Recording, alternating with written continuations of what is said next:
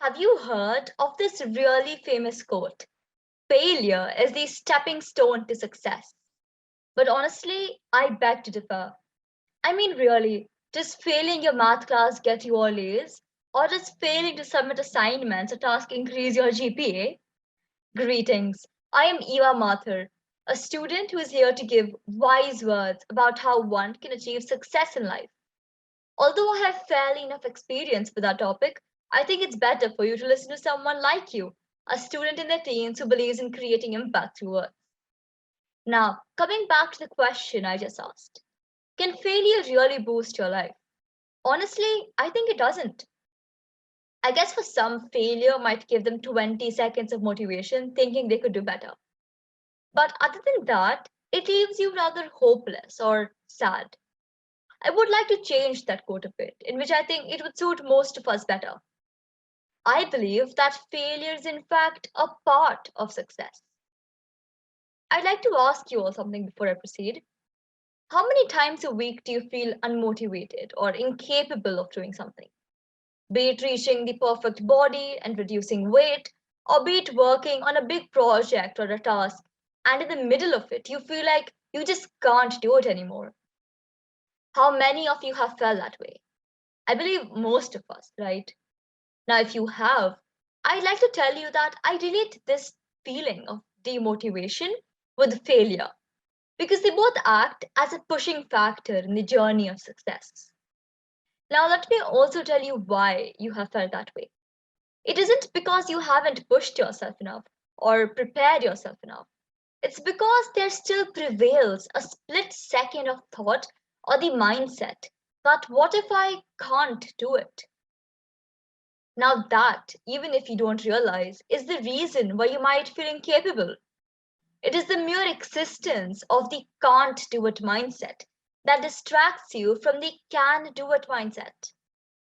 Before we proceed with this, I'd like to make a clear distinction between achievements and success. Success is the journey that leads you to what your achievement is, and your path to success keeps differing based on what your achievement is. Keyword here is path. I'll tell you why I felt the need to making the difference between success and achievements clear. It's because most of us associate success with the final outcome. And this is honestly something which we shouldn't be doing, but yet most of us still do. Because most of us feel that success is only attained upon a positive final outcome, or rather what we accomplish from that journey of success. Throughout my speech, if you noticed, I kept calling success as the journey to success. That is because success isn't some final destination. Rather, it is a path through which you learn and grow. Now, all this might sound super delusory, talking about success and how to achieve it and all that. But I want to be more relatable right now since I realize that most of the audience listening to this is probably aged 15 to 25, or as we call it, the youth. I'm going to try to make success sound less abstract of a concept in order to tell you how to achieve it. Now, I guess I mentioned this earlier, but what success might mean to all of us, or even what we think makes one successful, is subjective. Let's simplify this word further. Take, for instance, someone we all universally consider accomplished in life. All right, let's just take Elon Musk. Now, by standard, as we all know, he co founded the electronic payment firm PayPal and founded the spacecraft company SpaceX.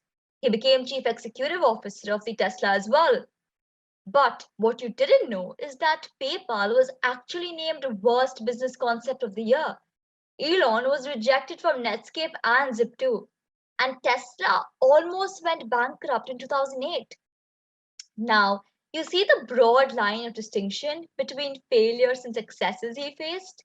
My take on this is that both failure and success sort of go hand in hand. You know how they say there are ups and downs in life?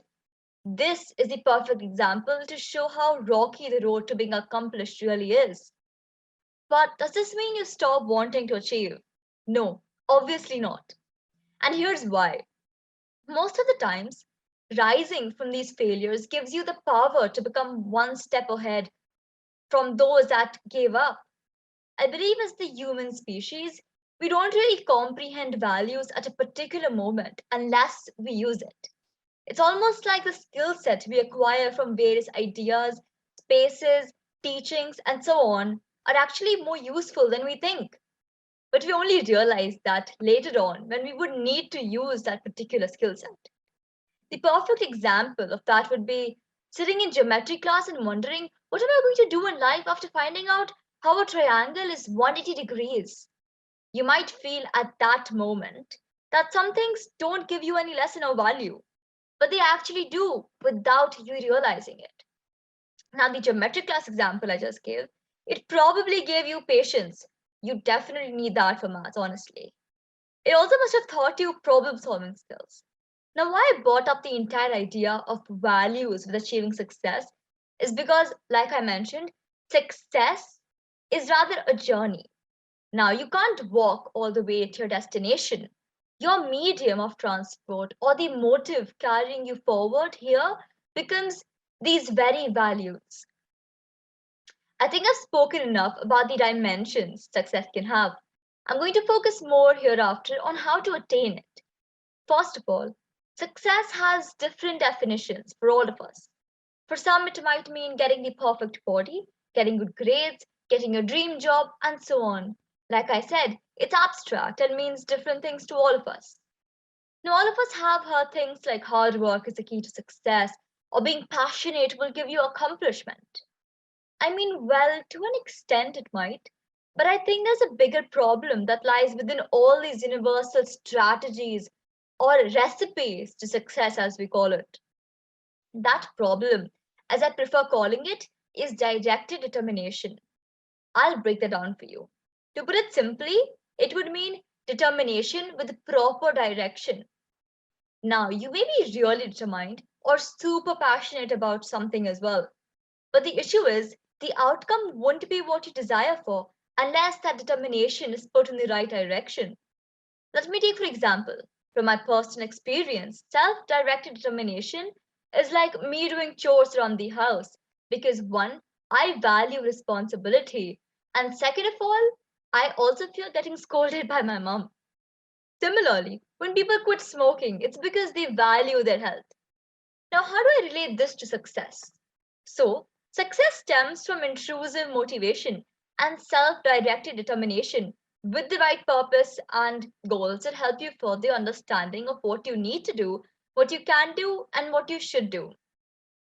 This leads me to my last segment of the speech, personal philosophies. This doesn't have a proper definition, but for the most part of it, it can be explained as the intrusive motivation and ideologies you follow in order to achieve your goal, such as unconscious competence, when you don't understand every little detail, you just run with it and things flow. Or cognitive understanding is where you understand every little detail of how things work and why things happen. Also, I think it's really essential you immerse yourself in action and in activity rather than understanding every last detail.